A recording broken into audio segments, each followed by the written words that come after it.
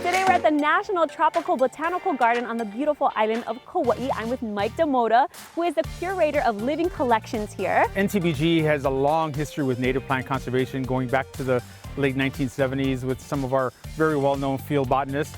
Part of the vision for the Kauai Destination Management Action Plan focuses on the importance of the island's fragile ecosystems. Native plant conservation includes many things, in documenting flora of Hawaii, for example, doing all that field work, making collections and locating where they are, and describing ecosystems is a very, very important aspect. One of the other important things we do here is conservation of our canoe plants. The Hawaiians were part of a long tradition of seafaring and discovery. They learned to travel with their own food and medicinal supplies. So to all the islands in Polynesia, they brought about 24 kinds of plants that were used as either food, fiber, or medicinal sources. Coconuts, taro, sweet potatoes, breadfruit, to name just a few. The conservation of the biology of an island and the cultural values of the people that live on that place is something that is kind of in tune with traditional ways of life all over the world. Polynesians, generally, and the Hawaiians in particular, learned to live on islands.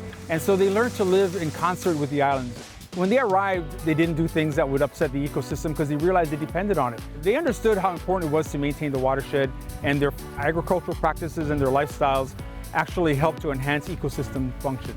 You can kind of tell which plants were really important in Hawaiian culture by the diversity in the cultivars that we have today.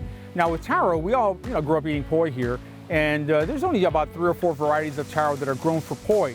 They produce a very good quality poi. They're very high yielding, so they can be profitable for the farmers. But there's 100 other varieties at least that don't have the same characteristics. And as a botanical garden, I've always felt that it's our responsibility to continue to grow these other varieties, because with the climate change, we don't know which varieties of taro are going to be useful in the future. What are some of the biggest threats to our native species? Right now, huge threats to our native species are invasive species. Invasive pathogens, and for example, with ohia, the rapid ohia death.